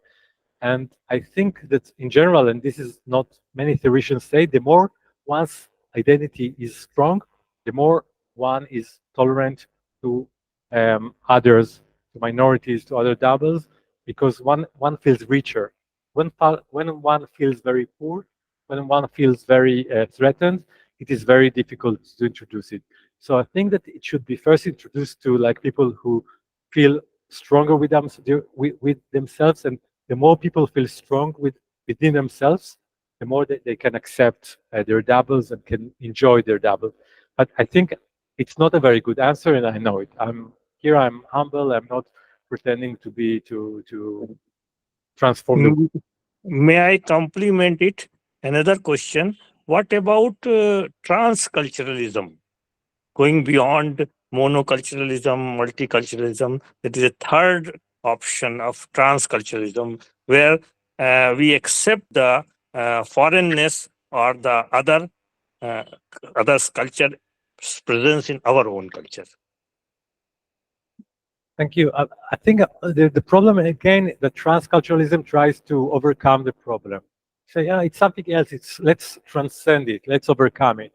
But I think that we must think it's important to go through this identity crisis, this identity problem, because to say that we are completely different, we are completely similar, the two solutions are not good enough. I think that to show that we're depending upon each other, but we're not similar, we're not completely different, we're not completely the same, but we are in a certain sense double. That is, we have some identical roots.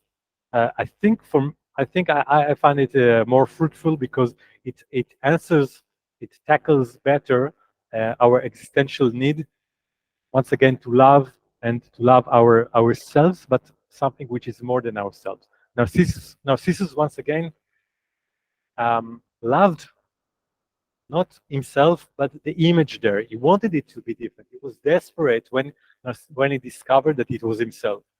Nobody really wants to be like self-enclosed. Nobody likes. I think that North Korea life is not very nice. Yeah, to be like a nation which is only in itself. People actually, especially in images, they don't look very happy. They don't smile. Yeah, because people need otherness, but are afraid of otherness. And I think that showing that the otherness is a part of oneself, for me, that is the right direction. Yeah. Thank you. Thank you, sir. Hello there. May I ask a question?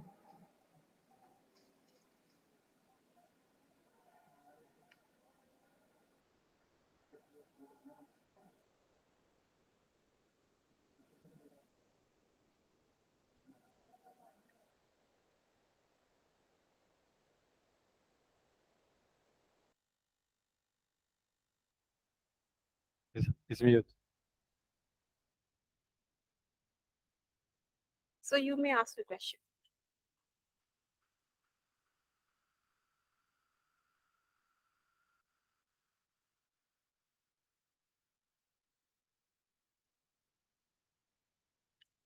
Well, thank you, Professor Dorfman, for your really thought-provoking presentation.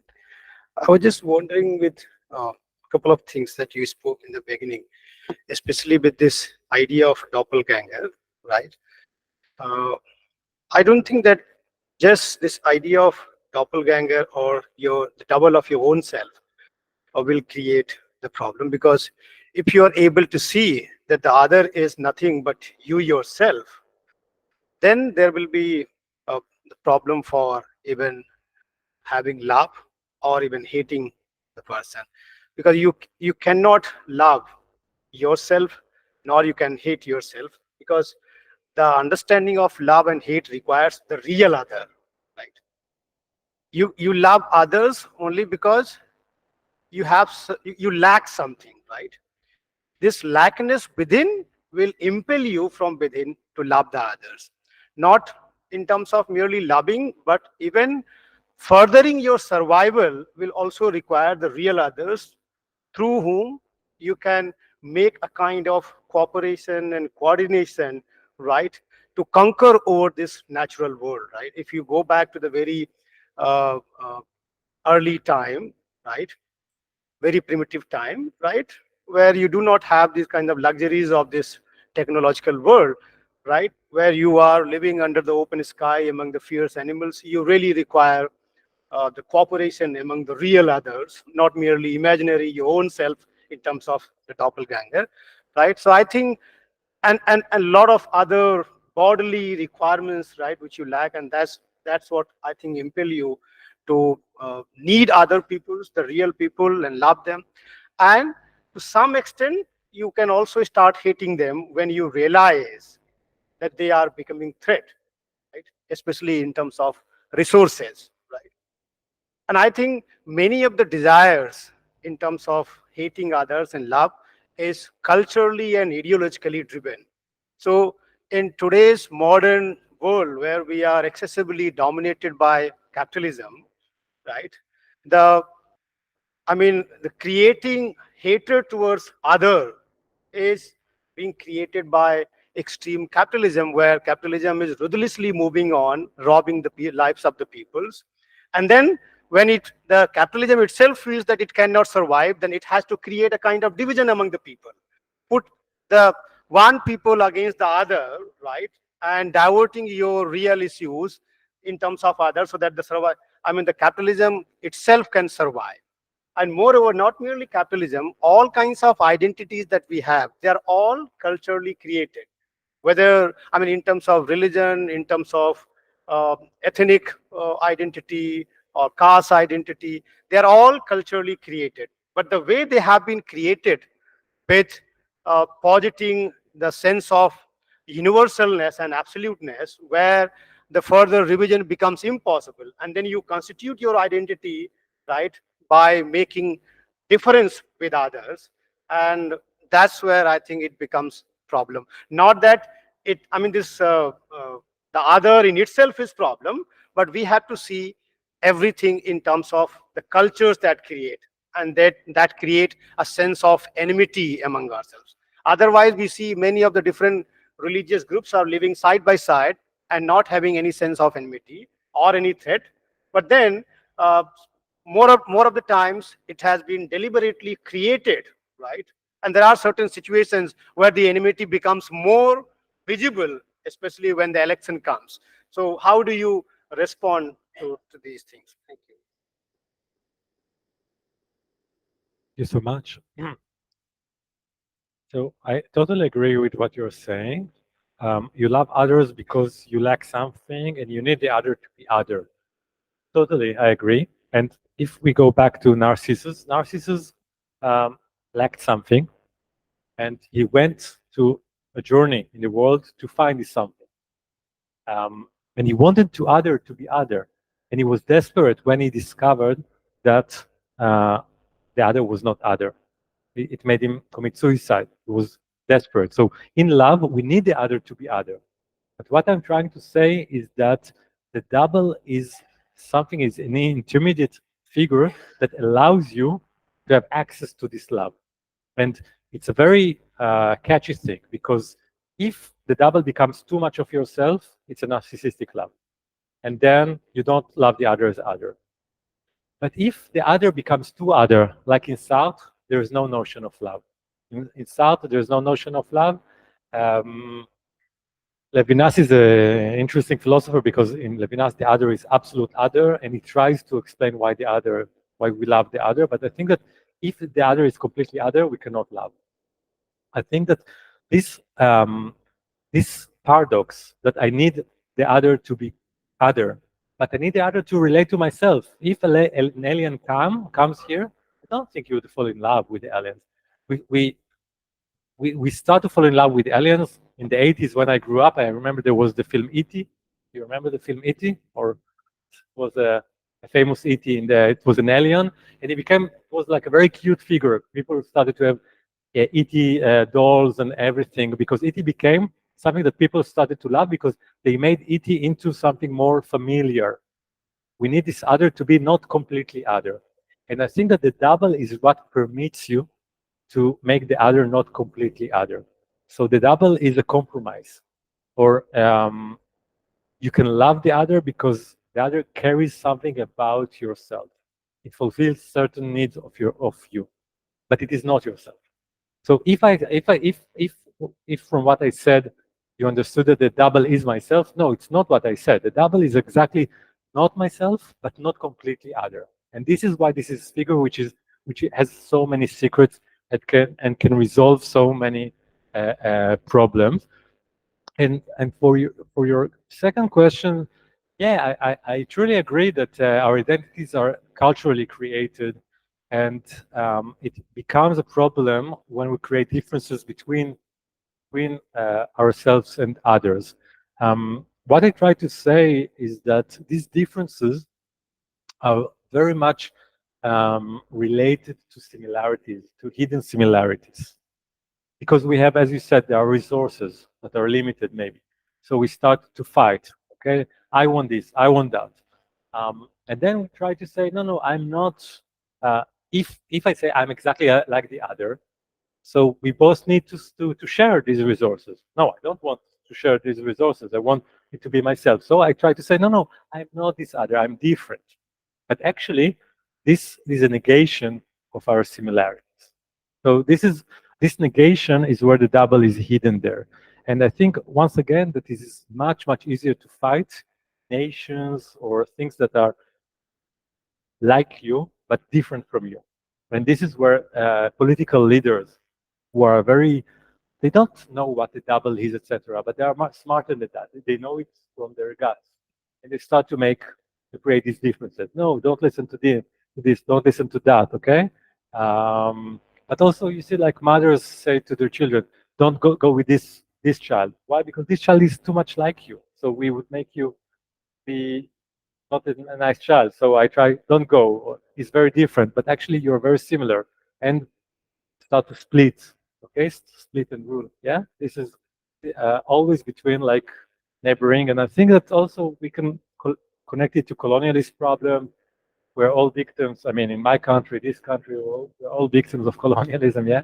And how the colonialist powers always took like several cultures that that lived many years together peacefully and try to say, oh, no, there's some resources and we'll have them.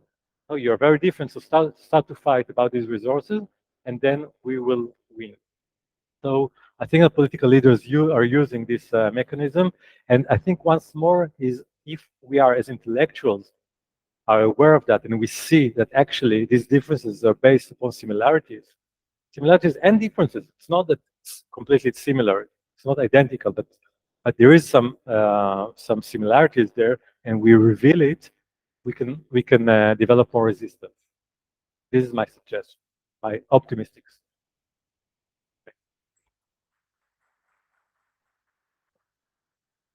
Thank you so much, Professor Aram. And I think there is some technical glitches with Abhinav. So that is why we are not able to connect with him. And is there any question left? Yeah, please, ma'am.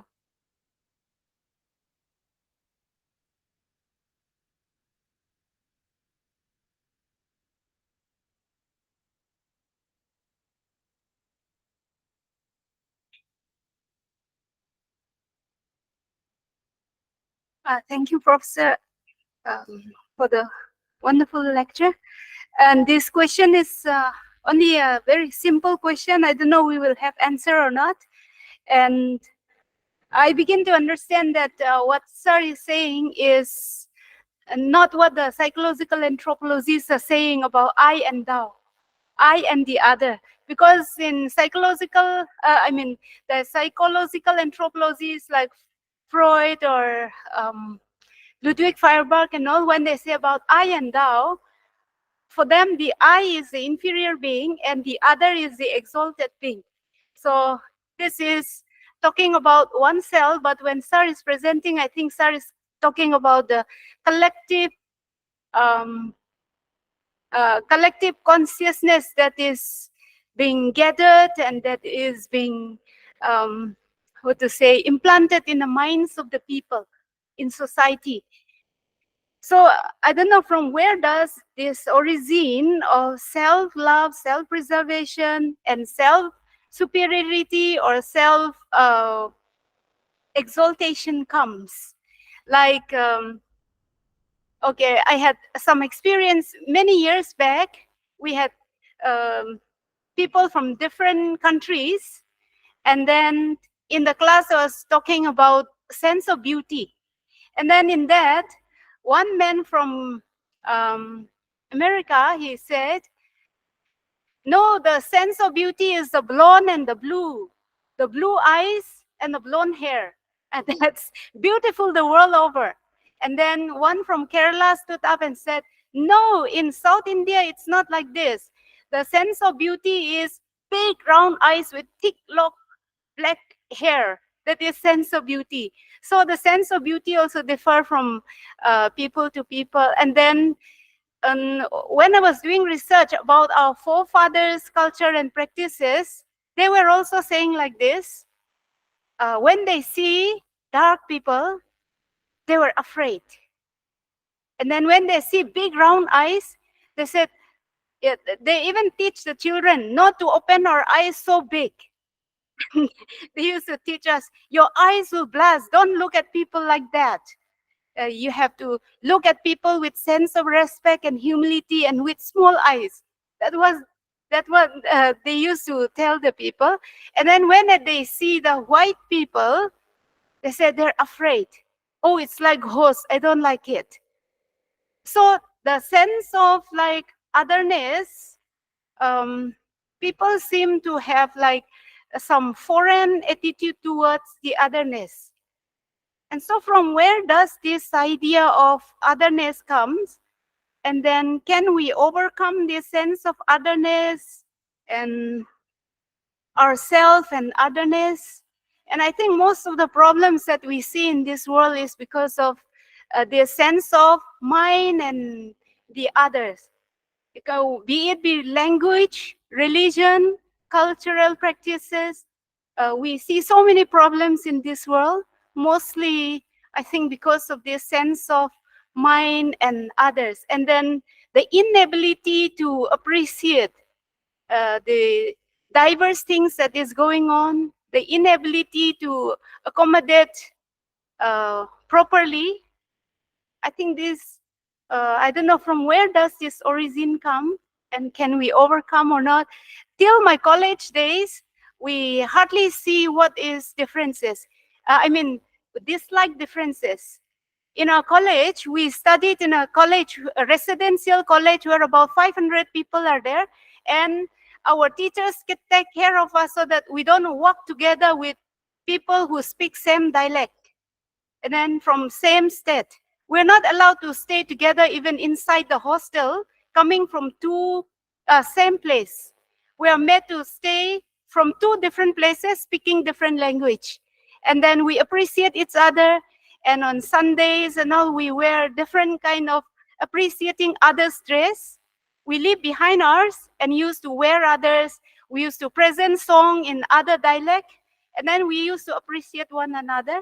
But after that, when we look more and more into the world, we come across so many things like ethnic conflicts, ethnic fights, and religious intolerance, and because the other is different from mine. So, so I don't know, can we find some solution to overcome this kind of thinking? Mine and the others, and also the room to accommodate, or if at all, then how do we start? And yeah, these are some of the few questions. I don't know we'll have answered to this or not. Thank you. Not simple questions, but very broad, but very, very good. And it allows me to maybe address my things in a different vocabulary. I think that when you're saying others, I think you're talking an existential terms about negativity, about facing negativities, and what it means to face negativity in our lives. Like I'm reminded of the story of the famous story of the Buddha that is as you know more than I, his father, the king, didn't want him to face any negativity in his life when he was young. So he didn't see any old people, he didn't see any dead people, he didn't see any negativity. So they don't speak about negativity, but actually it's about negativity. Only positivity, like cheerful children, beautiful things, being in the palace. And then one day the Buddha, I don't know, he went for a walk or something with the servant, and then he saw like a dying person, an old person. All of a sudden he saw negativity, and then he asked the servant, and the servant said, "Yeah, you're all also one day will die. You're also one day will be old." And then his journey started. So the Buddha, until the day that he saw negativity, was not very developed, because he was only with the self, he was only with the I, he was only with the sphere of everything is positive. The other is something which present. I think that psychoanalysis shows it well, but also existentialism, phenomenology. The other brings something which is not I, which is not. The other brings the not. The not is always there, but the other forces me to face that I'm not completely positive. Like the mirror stage, for instance, the mirror image is completely positive, something which is cheerful, whole, but it hides the negativity that I feel inside. So I think that it's a question of what you're asking, in my terms, what you're asking is, how can we, on the one hand, not just stay in positivity, but because then there will be no inquiry, there will be no development, we'll be like the monkeys that are playing with the mirror image, but not doing anything, developing something new. But how not to, if I in complete negativity, it's very scary, the dark. It's like very to see like someone who is completely opposite of myself, blonde or black or whatever, is seeing the other as something which is really not me in a very negative way. My solution is to look at the double as something which is mediating once again. So it makes the negativity less negative. So it reveals to me the positivity within the negativity.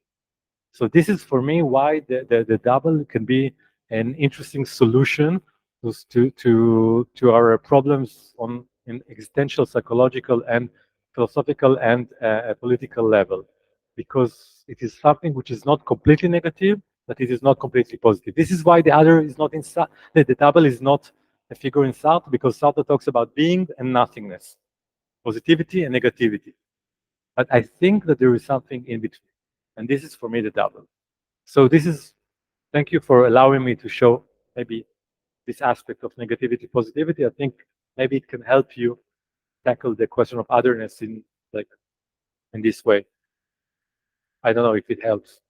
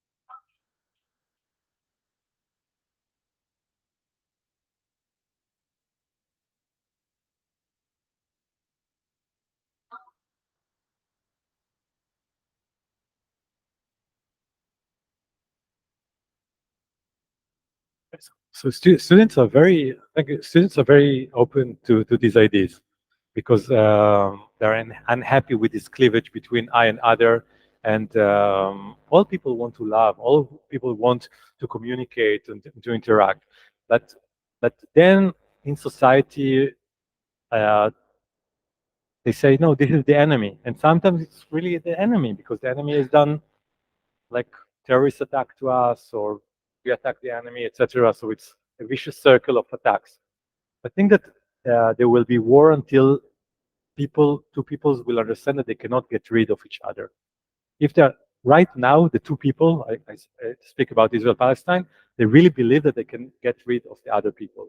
And this is what leads to genocide at the end, if the people really believe in that. So the moment people understand that they cannot get rid of the other people, and actually, in a certain sense, that they are dependent on the other people. They are dependent on the other people because if this other people is there and they keep hating them, there will be no happiness in the world. So they're dependent because they live together and they don't have any other choice. The moment they do it, the moment they acknowledge it completely, not only on the surface level, they really acknowledge that the other is there to remain and they cannot eliminate the other. There is not I and other, but there is something in between, this intermediate sphere. When this intermediate sphere, which I call the sphere of the double, is acknowledged, then peace can arrive. So I think the task for the meantime, for now, is to just show that there is no way to just to eliminate. I think that many Israelis thought that if they are very strong with the Palestinians one day will say, "Oh, you're right. We'll be very docile from now on. We will not want our freedom. We'll just want to admire you." But it doesn't work like that. And the Palestinians also, they thought that if they fight, Israeli will say, "Okay, you're right. We give you everything." So the moment these two peoples understand that the other is here to stay, they must understand the intermediate field between two peoples, then peace can come. But it can take many, many years, unfortunately. And we, as intellectuals, we can only show this intermediate field, but I'm not a magician. No, I'm an intellectual. Maybe it's a contrary of magician, fortunately. So it seems we have reached the end of today's program. And now I invite Dr. Rajiv to come on the stage and render the vote of thanks. Please, Dr. Rajiv.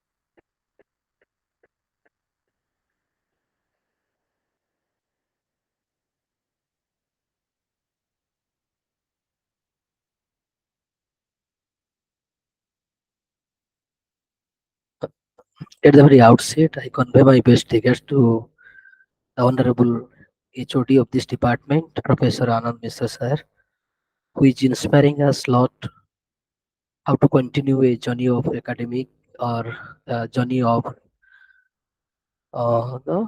seeking wisdom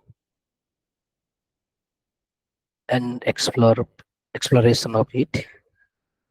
And today we are so glad and lucky to have such wonderful professor from Israel country, having the day demanding topic, the role of double.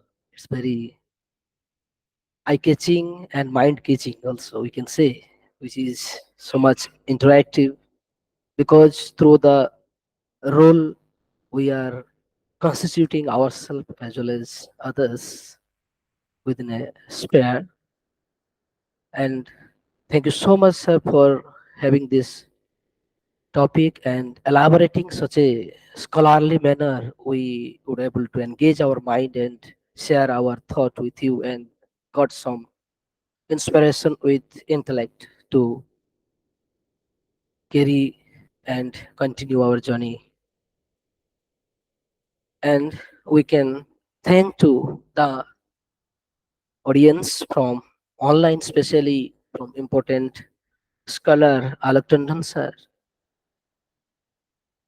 to put his view on the topic, which became so interesting and provided a new direction of the study need to be judged. And include in the observation to make it wider. And thank you so much, sir, for your contribution.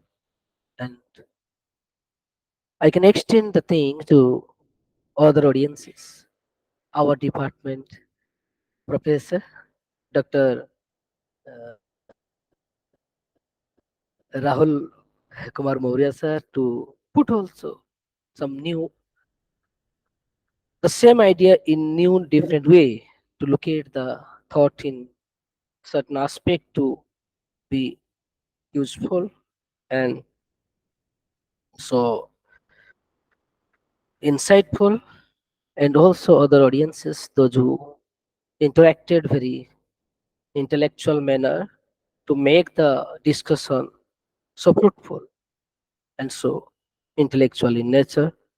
I can thank to all the participants, those who patiently sitting and listening, and though they are not able to, or we are not able to provide them space to say something, but I think uh, by themselves they are sharing their view in a mental level and caring for the further progress of their journey. And also we can extend our thought to the scholars here, those who are very sincerely sitting and recording the data for the further benevolent or further benefit, or for we can say it will be in the sphere of the internet, which is there is no limitation for to the department philosophy, rather it is for the globe.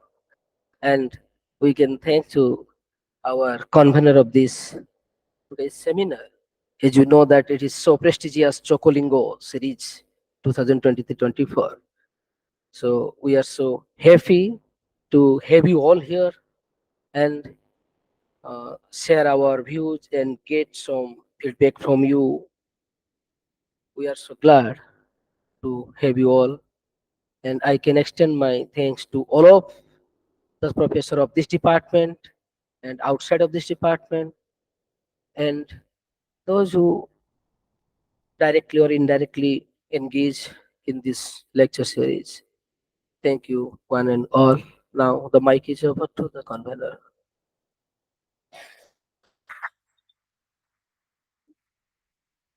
Thank you, Dr.